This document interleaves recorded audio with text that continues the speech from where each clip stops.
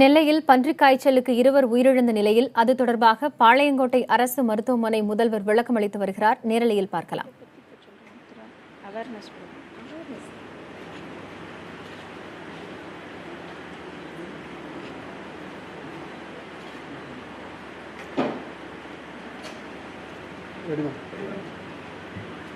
வணக்கம். எங்கள் திருநெல்வேலி அரசு மருத்துவக் கல்லூரி மருத்துவமனையில் பன்றிக்காய்ச்சல் என்ற தொற்று நோய் பற்றிய அவேர்னஸ் ப்ரோக்ராம் விழிப்புணர்வு நிகழ்ச்சிகள் தற்பொழுது நடந்து கொண்டிருக்கிறது. பன்றிக்காய்ச்சல் என்பது H1N1 என்ற வைரஸ் கிருமியினால் பரவுகிறது. 2015ஆம் ஆண்டில் இந்தியாவை தாக்கிய இந்த வைரஸ் 10,000க்கும் மேற்பட்டவர்களை தாக்கியது. இந்த நோய்க்கு 3 நிலைகள் உள்ளன. அவற்றுக்கான அறிகுறிகளும் வேறுபடும். முதல் நிலையில் உடல் உஷ்ணம், லேசான தொண்டை வலி, வயிற்றுப்போக்கு, வாந்தி, உடல் சோர்வு ஏற்படும். இரண்டாம் நிலையில் காய்ச்சல் கொஞ்சம் கூடுதலாக இருக்கும். அதாவது கடும் காய்ச்சல் என்றே சொல்லலாம். தொண்டை வலி அதிகமாகிவிடும். மூன்றாம் நிலையில் முதல் மற்றும் இரண்டாம் நிலை அறிகுறிகளுடன் மூச்சு திணறல், நெஞ்சு வலி, குறைவான இரத்த அழுத்தம், தலை சுற்றல், மயக்கம், மந்த நிலை மற்றும் குழந்தைகளானால் கை கால் நீல நிறமாகுதல் போன்ற ஆபத்தான அறிகுறிகள் தென்படும். எனவே இந்த 3 நிலைகளையும் மக்கள் மனதில் கொள்ள வேண்டும். இந்த வைரஸ் இருப்பதை எப்படி கண்டுபிடிக்க வேண்டும் என்றால், த்ரோட் ஸ்வாப் என்று சொல்லப்படும் தொண்டையில் உள்ள சளியை எடுத்து பரிசோதித்ததின் மூலம் இந்த வைரஸ் இருப்பை கண்டுபிடிக்கலாம். திருநெல்வேலி மாவட்டத்தில் அரசு மருத்துவக் கல்லூரி மருத்துவமனை மற்றும் பொது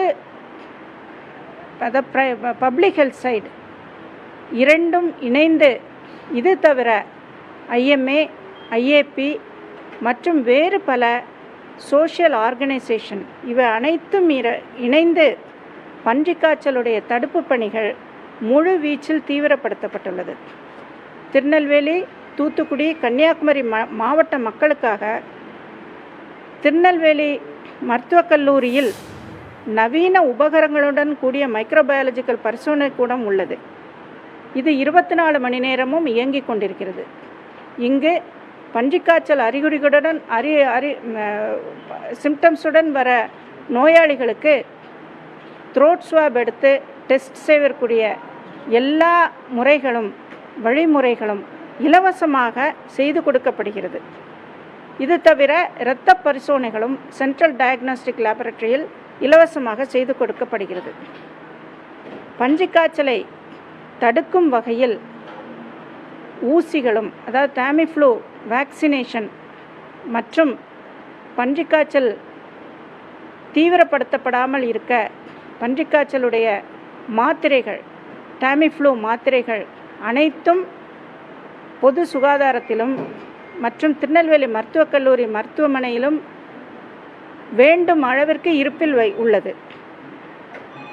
பன்றிக்காய்ச்சல் என்பது முற்றிலும் குணப்படுத்தக்கூடிய நோய். ஆனால் ஏர்லி டயக்னோசிஸ், அதாவது முதலிலேயே கண்டறியப்பட வேண்டும். அதனை அலட்சியமாக விட்டுவிடக்கூடாது. பன்றிக்காய்ச்சல் நோயை கூட இருந்து கவனிக்கும், அதாவது உடனிருந்து பராமரிப்பவர்களுக்கும் மருத்துவம் செய்யும் டாக்டர்கள் மற்றும் பணியாளர்களுக்கும் பன்றிக்காய்ச்சல் மாத்திரைகளை உட்கொள்ள வேண்டியது மிகவும் அவசியம். மேலும் பன்றிக்காய்ச்சல் எப்படி